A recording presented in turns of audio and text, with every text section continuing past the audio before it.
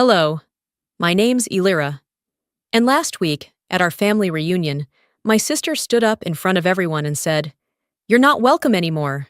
You're not family." But that wasn't the beginning. That was just the first time they said it out loud. They'd already cut me out of photos, replaced my name on legal papers, passed around group chats calling me the ATM girl. They didn't just forget me, they rewrote me. And now I'm asking myself, was I ever really part of this family? Or just a role they needed filled? I arrived a little early, maybe 15 minutes before the official start. The yard smelled like cut grass and citronella candles. A row of white folding chairs curved around long tables draped in linen. Name cards fluttered in the breeze, pinned under clear plates and silverware polished just enough for a picture. I scanned the lineup of names. Marvin's card was front and center, of course. Aunt Judy had hers right beside Marvine's, and even the cousin who hadn't shown up in 4 years had a spot. But there was no Elira. Not at the head table, not even by the cooler, not anywhere. I stood there for a few seconds, pretending to reread each name. My hands were dry, but I kept wiping them against the sides of my dress like I'd touched something sticky. Maybe they forgot. Or maybe it wasn't a mistake at all. "Must have been a printing error," Marvine said as she passed behind me. Her voice was dipped in sweet tea, but had that sharp edge only she knew how to deliver with a smile. "You'll manage, right?" I nodded once, then walked past everyone and sat down at the furthest end of the yard, where an extra chair leaned unevenly near the trash bin and a stack of spare napkins. Nobody said anything, not a single, "Hey, glad you made it." Just half smiles and raised chins from across the lawn. The food was good. Marvine always went all out for optics. Glazed ham, sweet potatoes with toasted marshmallows, deviled eggs with paprika lined like trophies. I ate just enough to keep my hands busy. The conversations buzzed around me. Wedding plans, new jobs, a baby on the way. No one asked about my life, and I stopped expecting them 2 years ago. After the plates were cleared, I saw it coming, the shift in energy. Marvane clinked her glass with a butter knife, the sound crisp and practiced. Conversations died down. Everyone turned their chairs toward the makeshift platform she stood on, microphone in hand. I didn't expect a toast, but I didn't expect what came next either. "We've talked," she said, holding her wine like she was about to bless the room. "And we've agreed. Elira is no longer part of this family." It landed like a slap, but no one flinched. A few chuckled nervously. Uncle Trey adjusted his collar. My mother looked at the tablecloth. And someone, I don't even know who, actually clapped. I stayed seated, my hands in my lap, my wine glass untouched. I waited for someone to interrupt her. To say it was a joke, but it wasn't. And the worst part? It felt rehearsed. Scripted. Like this was the scene they'd been preparing for, and I'd walked right into it. Marvine continued, still smiling. "This family is about unity, about mutual respect. And some people, some choices, just don't fit that anymore. It's time we stop pretending otherwise." No one looked at me. Not really, not even Mom. Especially not Mom. I thought about saying something, anything, but the words turned to stone in my throat. Instead, I listened to the clink of forks being placed gently on plates, to the wine being poured like nothing had happened. After a while, the applause died down. Conversation resumed, shallow and strained. Someone asked about the price of mulch, another about school schedules. And just like that, my exile was absorbed into the hum of family normalcy. I pushed my chair back slowly, letting the legs scrape the wooden deck. No one turned around. Walking away from the table, I passed the photographer lining up the cousins for a group shot. He asked, "You want in?" out of habit. I shook my head. "No," I said. "I'm just passing through." The camera clicked anyway, capturing a memory I wouldn't be in. As I rounded the corner of the house, I felt the sweat pooling under my collar. Not from heat, but from stillness, like I'd been holding my breath for a decade and just realized it. I kept walking. through the side yard, past the carport, until the laughter faded behind me. I reached the gate that led out to the driveway and paused. Last year, I made a scrapbook, hand-cut pages, captions written in silver ink, laminated photos from every branch of our family tree. I mailed it 2 weeks early. At the time, I told myself it was a gesture of goodwill. Looking back, I realize it was more like a peace offering wrapped in silence. No one ever brought it up. No one displayed it. It just disappeared. Like me.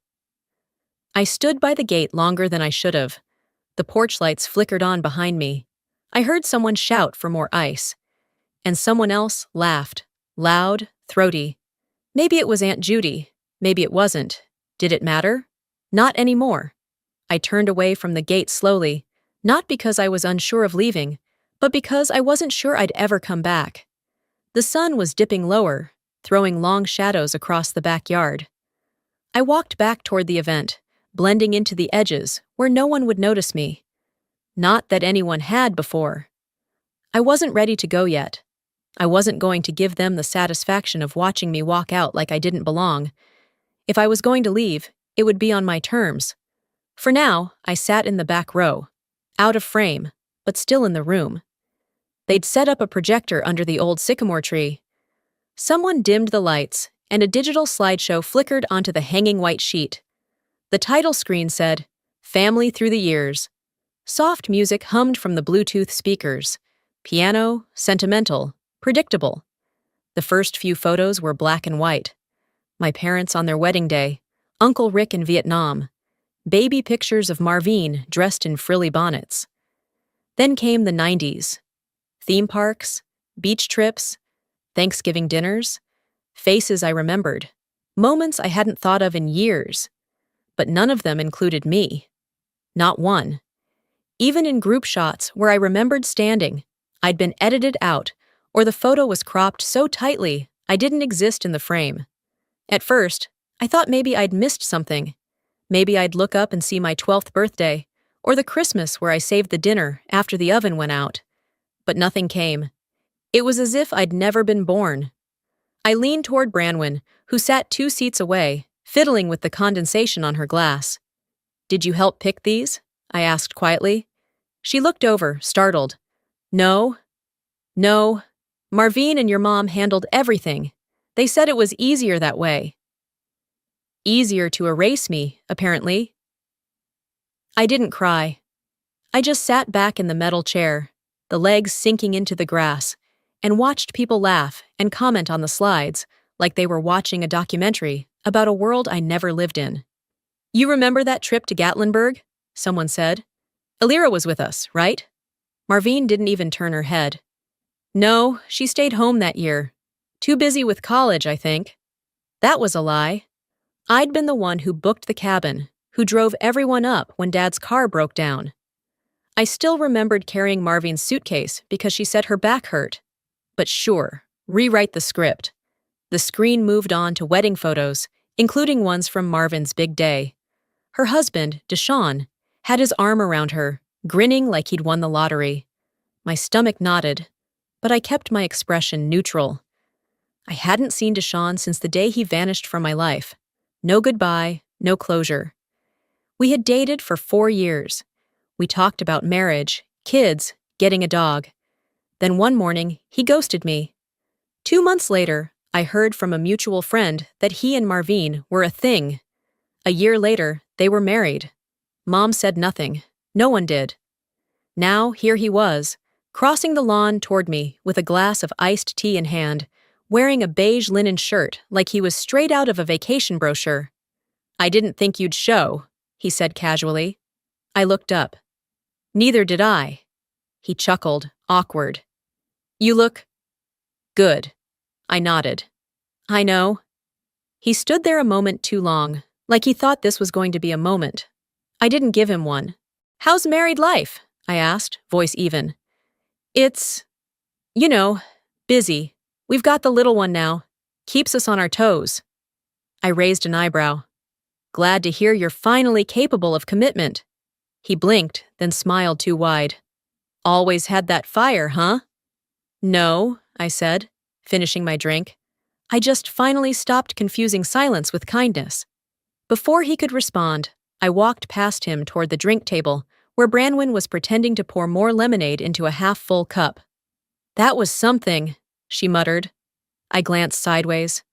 "You knew?" Her eyes dropped.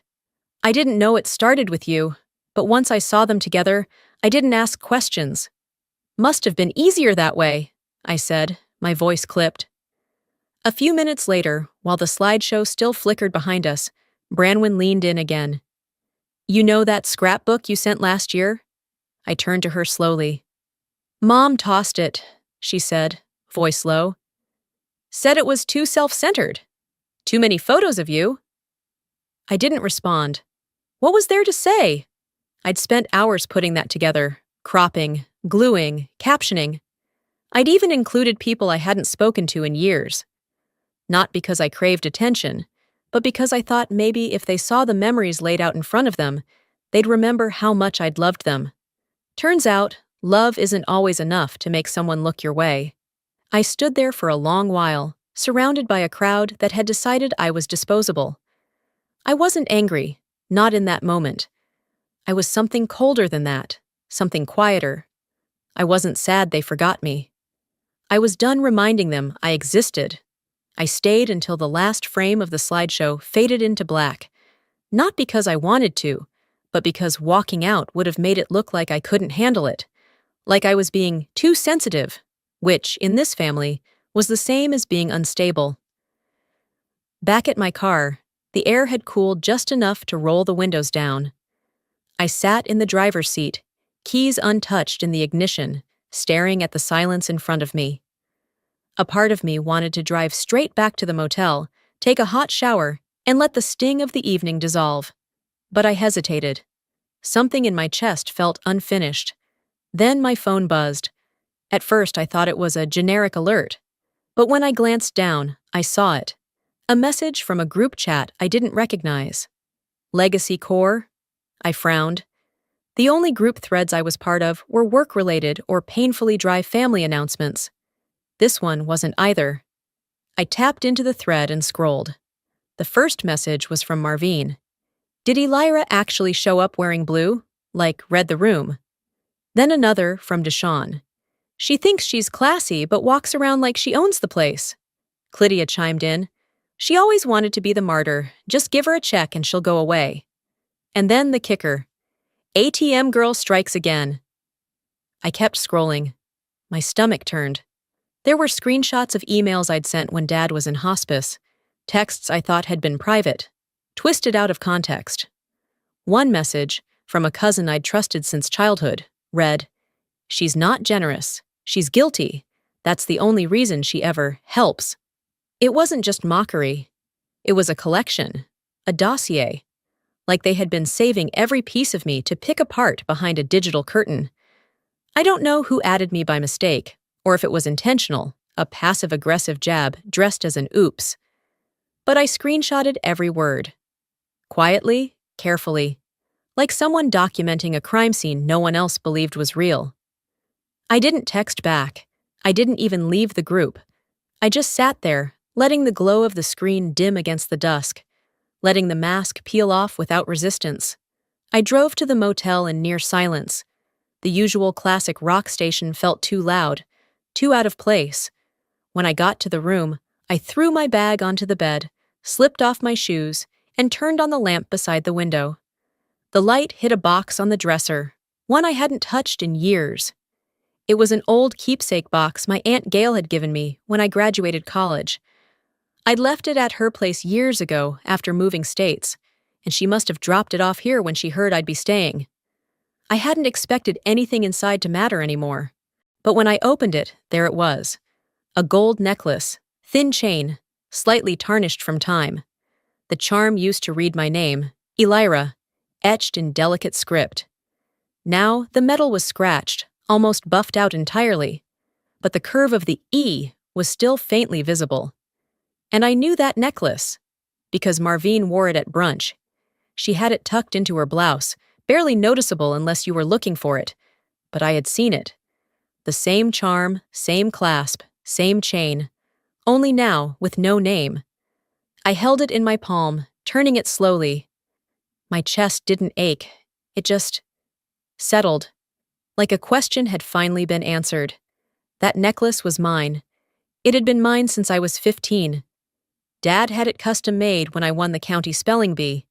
He said, "It's not about the trophy. It's about remembering who you are when no one's clapping." I guess someone decided I didn't need to remember anymore. After a while, I set the necklace down and pulled an old notebook from the bottom of the box. I hadn't opened it in years. It still had a coffee stain on the back cover and a folded receipt stuck between the pages from a diner in North Carolina, my first solo road trip. Inside, about halfway through, was a journal entry I barely remembered writing. It said, "If they only call you when something breaks, you're not a daughter, you're a service." I read it aloud to the quiet room, my voice flat, steady, not broken, not bitter, just clear. I'd known. Even then. I turned off the lamp and lay on top of the blanket, eyes open, staring at the ceiling. The air conditioner clicked on, low and humming, the only sound in the room. Tomorrow, I'd see them again. Pretend I didn't know what I knew. Not yet. Not all at once. Because letting truth out too fast would let them pretend they didn't hear it. And I wasn't about to give them that. By morning, the room was still cool and quiet, the kind of silence that doesn't invite rest but dares you to act. I sat on the edge of the bed, scrolling through old messages, staring at the familiar names that now read like strangers. My phone felt heavier than it should have, like it knew what I was about to do. I opened the group chat, the one labeled Family Thread, not the secret one they thought I didn't know about. This was the polished one, the version for announcements and potluck sign-ups and fake birthday wishes. I typed a single line. No salutation, no context. "I've been holding your secret for 10 years. I'm done protecting people who erase me." Then I hit send. Nothing for 5 minutes. Just that little read receipt under each name. Marvine, Clydia, Deshawn, a few cousins. Every one of them saw it, and not one of them answered. Then from Branwyn, a heart emoji, no words. But it was enough. The kind of enough that confirms what you already knew, that someone else had been watching and just didn't have the nerve to say anything until now. I tossed the phone beside me on the bed and took a breath, the kind that doesn't calm you, just clears space. 26 minutes later, the screen lit up again. Mom.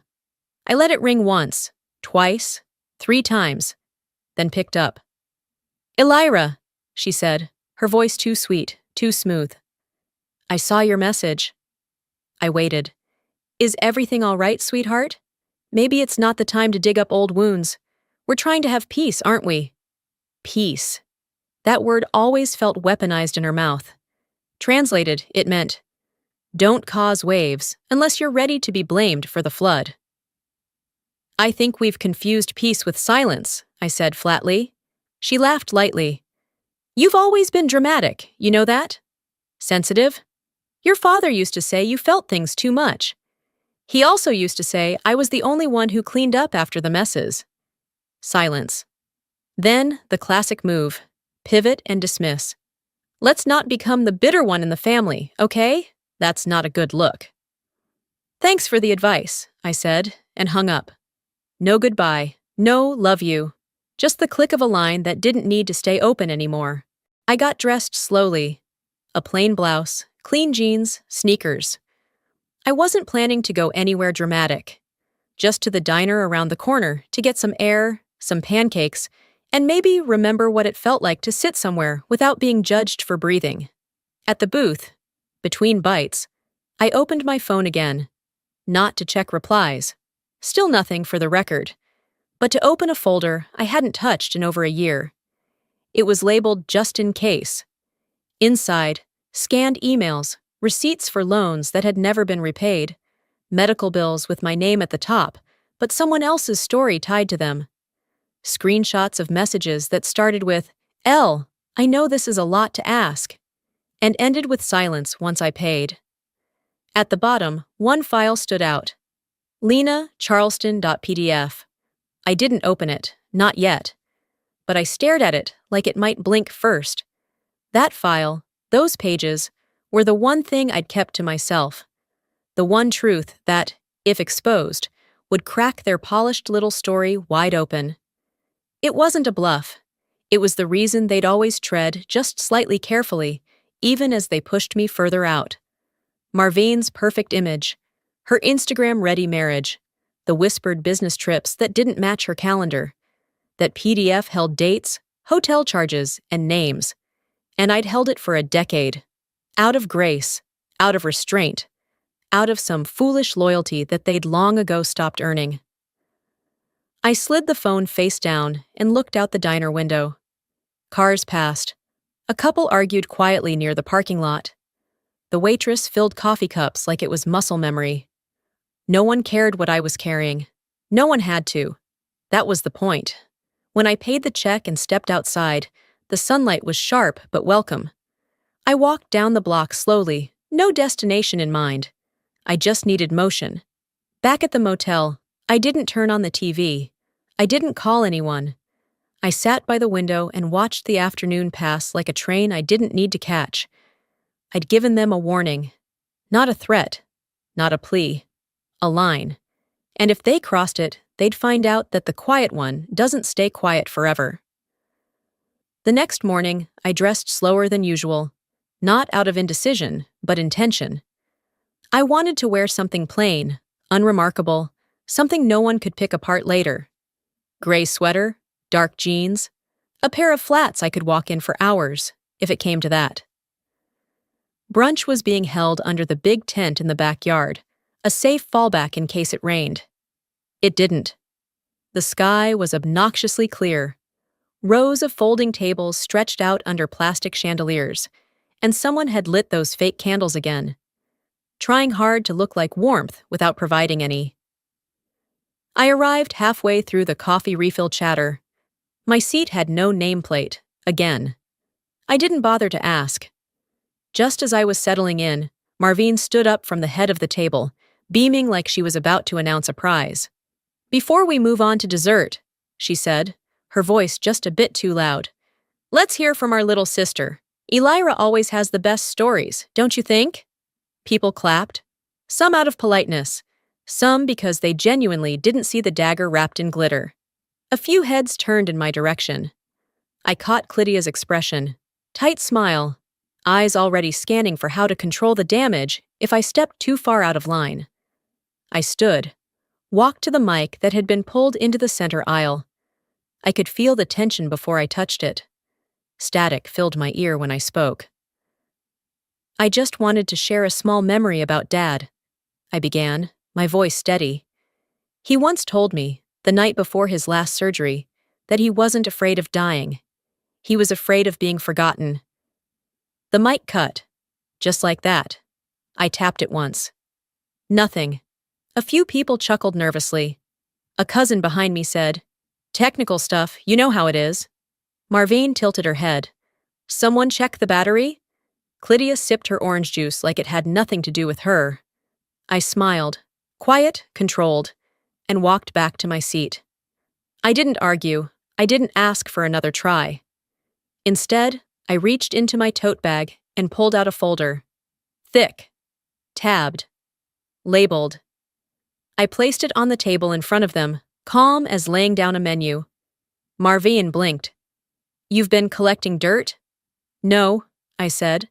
"I documented. There's a difference." She reached for it. I let her.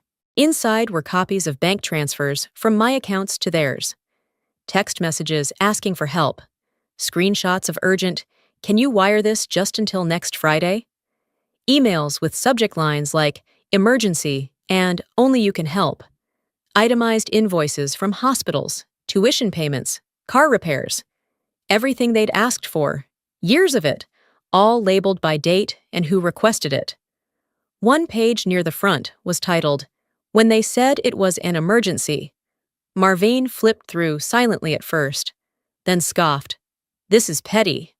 "No," I said.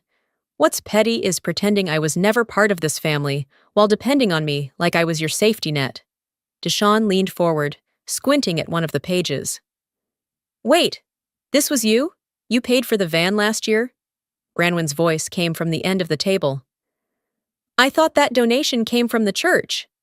I looked around. It didn't. It came from me. But I didn't say anything because I thought keeping peace meant swallowing what hurt. The table went quiet. Clydia still hadn't looked at me directly. She tapped her nails against the edge of her plate like she wanted to make noise, but hadn't picked the right distraction yet. I took a breath. I'm not asking for thanks. I'm not asking for apologies. I'm not even asking to be included. I'm just done pretending that silence is the same thing as grace. I sat back down. No one moved. The tent, the candles, the whole stage they'd built to freeze me out. It all sat still, like someone had hit pause on the performance. Someone at the far end reached for a napkin. It tore. Marvine shifted in her chair. You always find a way to make yourself the center, huh? No, I replied. I just stopped letting you build your narrative around my silence. And with that, I stood, gathered my bag, and walked away. Not storming off, not slamming chairs, just walking. I passed by the buffet table, the silverware stacked neatly, and reached the edge of the tent. As I stepped out into the sunlight, I heard someone behind me whisper, She had receipts. Yes. Yes, I did. I didn't go back to the motel after that brunch. I drove aimlessly for a while, letting the road hum beneath me. I didn't need a destination. I just needed space to hold my breath for a bit longer. When the sun started dipping low, I turned back toward the house, not because I missed it, but because Orville had texted. He said he was nearby and needed to speak with me in person. He didn't elaborate, just said, Your father left something behind. It's time. That was enough to turn the wheel. The dinner portion of the reunion was being set up when I arrived. Long tables under the sycamores, white lights strung like wedding decor, plates already lined up. People smiled and waved when they saw me, too rehearsed to feel real. I nodded back, just enough to keep it moving.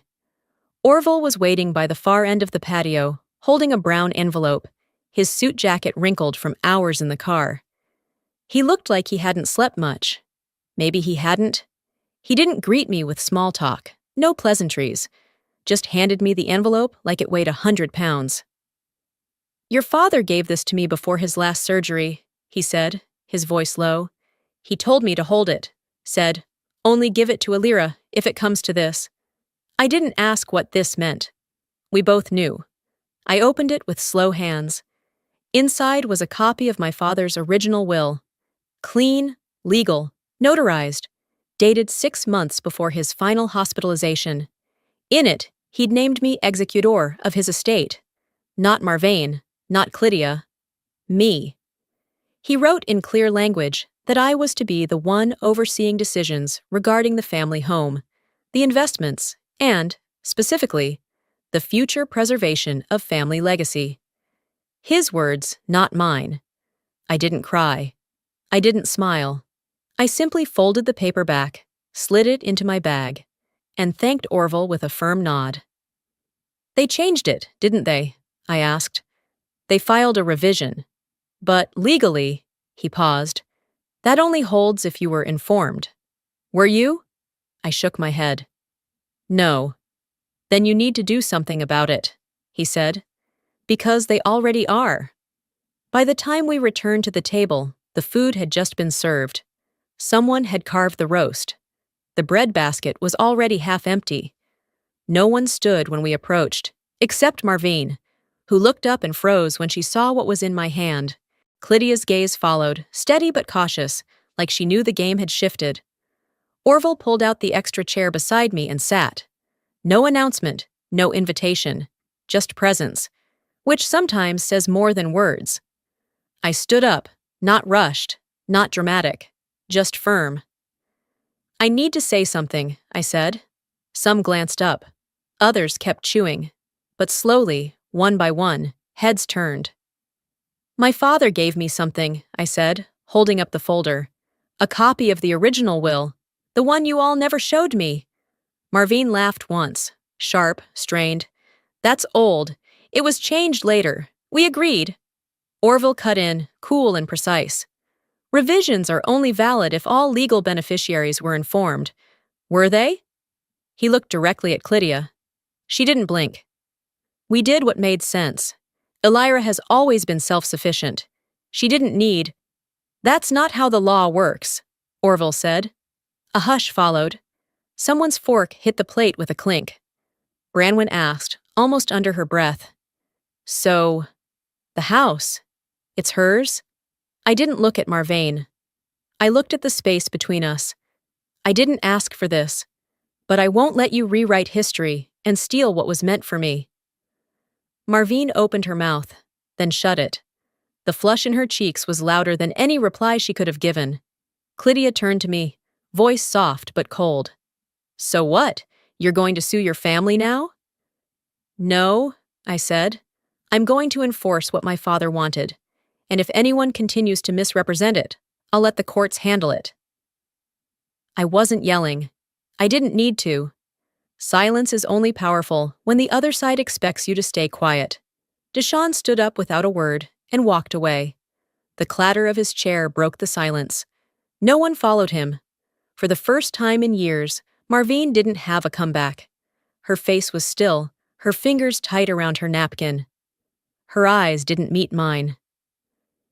Clydia sat back in her chair, staring at the half-eaten piece of cornbread like it might tell her what to do next. I didn't wait for them to respond.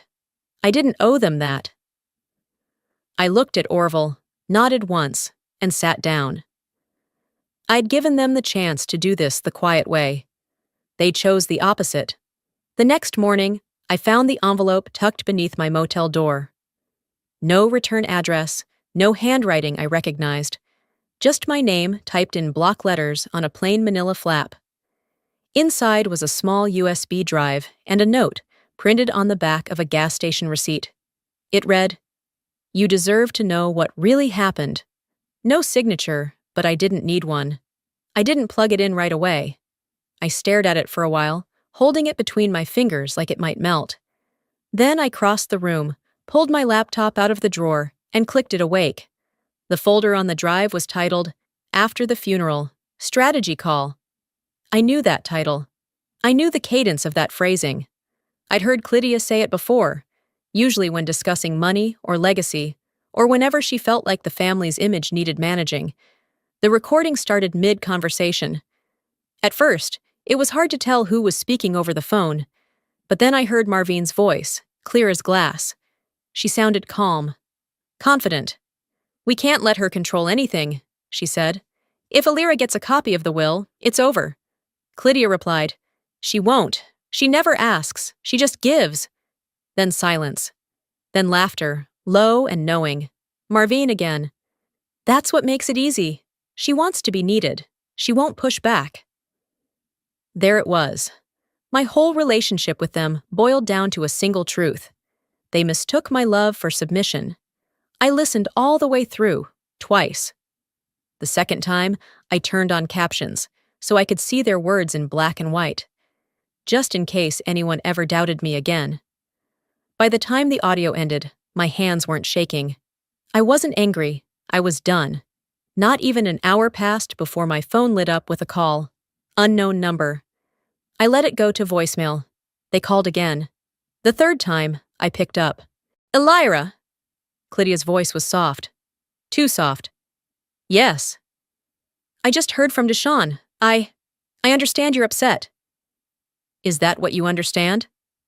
A pause. Then she shifted tones. "If you go through with this, if you make this public, I don't know if my heart can handle it." There it was. The guilt grenade. "You've always been a passionate one," she added, "but don't let your emotions ruin what little peace we still have. You're better than that, sweetheart." I didn't say anything. "I mean, what's done is done, right?" she continued, almost pleading. "Let's not punish everyone for choices that made sense at the time." I ended the call. No dramatic line, no emotional rebuttal, just silence. Because sometimes the most deafening answer is no response at all. I closed the laptop, took a walk down to the parking lot, let the air settle. There were kids playing soccer across the street, the thump of the ball steady and careless. I stood there for 5 minutes, absorbing what normal looked like. Then I went back to my room, reopened my laptop, and began writing. Not a threat, not a smear, just facts. I started the document like this. My name is Elira Adams. I am the daughter of Henrik Adams. I was the named executor of his original will. I have since been excluded, manipulated, and lied to by those who were supposed to protect that legacy. This is what I know. I didn't list names, not yet. I didn't speculate, I documented. Each entry had a timestamp, a scanned copy, or a recording file ID. I made it clean, professional, not emotional, but unmistakably human. And at the end of the statement, before I signed my name, I added one final line. I was not removed from the family. I left it when it stopped being one. That night, I didn't sleep much. I lay on top of the covers, fully dressed, staring at the motel ceiling again. Same old pattern of peeling paint and water stains. But this time, I wasn't waiting for them to make a move. They already had. And I was done being their cleanup crew. If truth was a bomb, I was done holding the pin for someone else's comfort. The morning after I sent the document, I took my coffee to go and walked the edge of the estate property. Not because I needed fresh air, but because I wanted to see it all one last time. With clear eyes, not the kind that hoped to belong. Tables were already being cleared, decorations tossed into trash bags. The reunion was wrapping up, but the performance wasn't quite over. People milled around the front porch, pretending to chat about weather, sports, the drive home, anything but the earthquake I'd set off. By mid-morning, word had spread. Eyes followed me, but lips stayed shut. I wasn't there to gloat. I wasn't there to be forgiven. I was there to finish it. They'd planned one last thank you brunch for the out-of-town relatives.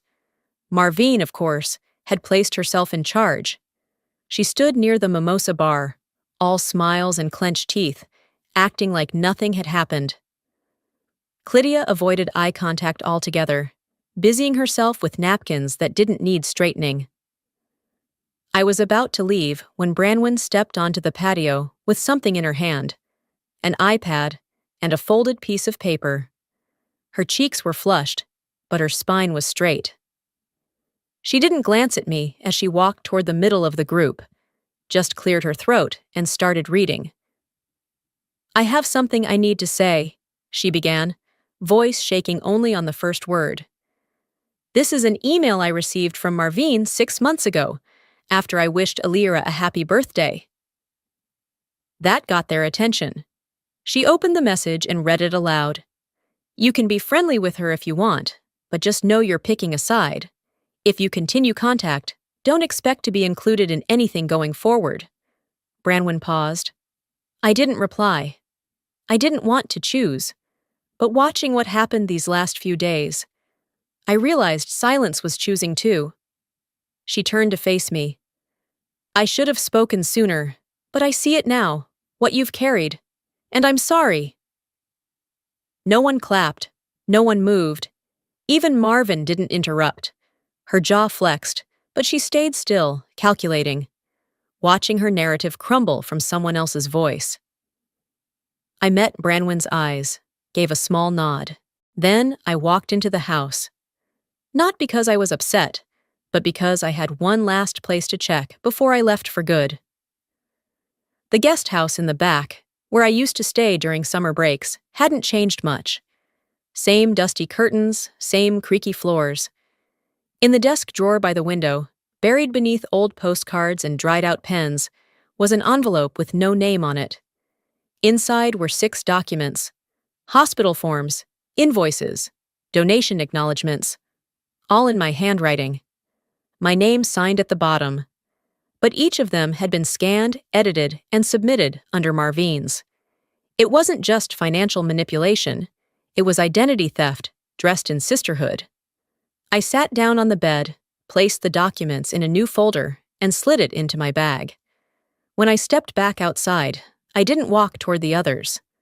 I stood by the old oak tree and texted a short message to the group chat. Meet me at the driveway, 5 minutes. To their credit, they came. Marvine, Clydia, even Deshawn, though he stayed toward the back. I didn't ask for their attention. I didn't give them a speech. Instead, I handed each of them a plain white envelope. Inside, legal revocation forms, financial disassociations, cease and desist letters drafted by Orville. No emotion, just paperwork. I'm severing every tie, I said, calm and direct. No more accounts, no more emergency wires, no more fallback roles. If you need someone else to clean up your messes, I suggest you start now. Marvine stared at hers like it might bite. This is extreme. What you did was extreme, I replied. This is closure. Clydia looked at me like she wanted to speak, but no words came. And that was fine. I didn't need them anymore. I turned and walked to my car. Not a dramatic exit, not a door slam or tires screeching, just the quiet closing of a chapter I'd rewritten on my own terms. As I drove away, I glanced once in the rearview mirror. They were still standing there, papers in hand, mouths shut, storyless. I didn't burn bridges. I just walked away with the matches they handed me years ago. After I drove past the estate, I didn't take the highway. I took the long way back through town, winding past the school where I used to volunteer, the park where Dad and I once sat in silence, feeding geese like it was our own sacred ritual. I didn't plan it, but my hands turned the wheel on their own. Maybe my body knew where I needed to go before I did. The sun was soft overhead, dipping behind wisps of cloud, and the breeze smelled like cut grass and old memories. I parked by the curb, got out, and walked slowly toward the lake at the far end of the park. The same bench was still there, crooked on one side. The same water, still as glass, reflecting a version of the world that looked gentler than it was. I sat for a while, just listening. No music, no cars, just the water and birds and that strange comfort that comes from stillness that no one expects you to perform inside. There was one thing left to do. After checking out of the guest house that morning, I'd gone up to the attic, not out of nostalgia, but necessity. I knew there were still things left behind, things that used to matter. I'd almost missed it. Tucked beneath a pile of folded quilts inside a cedar chest was a small envelope, yellowed at the edges. My name was written across the front in Dad's blocky handwriting, the kind he only used when he wanted his words to last. No one had ever mentioned it. No one had delivered it. I opened it slowly, hands steady, breath low. Inside was a letter, dated 2 months before his last surgery. Elira, I know they'll never see you for what you are, but I did. I know what you gave, what you held back, what you swallowed so they wouldn't have to taste bitterness. I couldn't change them, but I could leave you something that said, I saw you. You were never invisible to me. That was it. No legal advice, no instructions, just words I had waited my whole life to hear. Only to realize now, I didn't need them to be okay. But they helped anyway.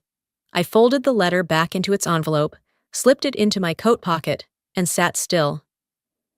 The lake rippled once. A goose honked in the distance. The breeze tugged gently at my sleeve. When I got back to the motel that afternoon, I saw the messages, all lined up in the group thread like beads on a string someone had dropped and never picked up. Neva's been crying. It feels weird without you here. You've made your point. Can we just move on? I didn't reply. Instead, I pulled up my emergency contact form, the one I'd filled out years ago when they insisted on being listed for insurance, for legal fallback, for the illusion of safety. I opened the form, deleted every name, and typed in my own. Emergency contact, Elira Adams. That felt more honest than anything I'd ever signed. Later that week, I printed out a copy of the family group chat, the thread where they'd shared birthdays, requests for help, fake encouragement, and empty praise. I folded the pages into a paper boat, neat and deliberate, then drove back to the lake. Same bench, same quiet. I walked to the water's edge, crouched low, and placed the boat on the surface. The wind caught it slowly, then fully. I watched it drift, no resistance, no collapse. "You don't owe them your silence anymore," I whispered. It wasn't a declaration, it was a release. I sat back on the bench until the boat vanished from view. Not sunk, just gone. That evening, back home, I didn't unpack immediately. I left the suitcase by the door, made a cup of tea, and watched the light shift across the walls. I was tired, but not drained. Alone, but not abandoned. Empty, but in a way that finally made room for something else. Not forgiveness, not reconciliation, but peace. And that was enough. I didn't win. I just stopped losing myself. And maybe that's the only kind of victory that lasts. Sometimes, walking away doesn't mean you've given up. It means you've finally stopped waiting for someone to treat you the way you've always deserved. For years, I believed keeping the peace meant staying silent. That being the strong one meant fixing everything, even when it broke me. But here's what I know now. Love without respect is a trap, not a bond. And being part of a family should never cost you your dignity. I didn't leave to hurt them. I left to save what was left of me. If you're watching this and you've ever been the one who kept things together while everyone else took you for granted, you're not alone. And you don't owe anyone your silence just so they can stay comfortable. We talk a lot in this country about loyalty, about forgiveness, about blood being thicker than water. But maybe the real test of love isn't how much you can endure. Maybe it's how bravely you can draw the line when enough is enough. So let me ask you, have you ever walked away from people you once called family? Do you believe forgiveness requires reconciliation? Or can it exist without going back? I'd love to hear your thoughts. If this story touched something in you, drop a 1 in the comments, or tell me where you're watching from. And if this video didn't sit right with you, that's okay too. Share your perspective. Let's have a real conversation. If you'd like to hear more stories like this, honest, human, sometimes messy, but always rooted in truth, don't forget to subscribe to the channel. You never know. The next one might just be yours. Thanks for watching. And remember, healing doesn't always look like hugging it out. Sometimes it looks like closing the door and finally locking it.